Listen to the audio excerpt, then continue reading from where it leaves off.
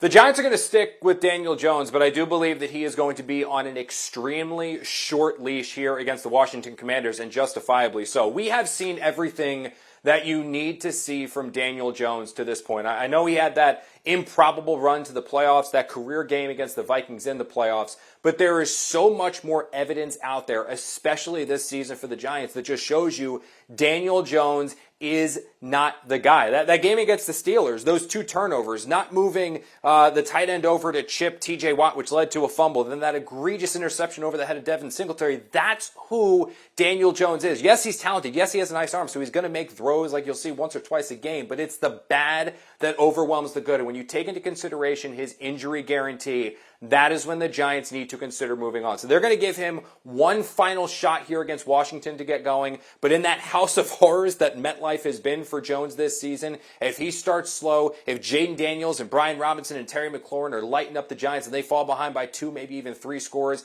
I absolutely expect Drew Lock to get into a game for a second time this season. Only this time, he'll be starting the rest of the year as well until maybe he gives way for Tommy DeVito. It won't just be in relief looking for a spot of Jones.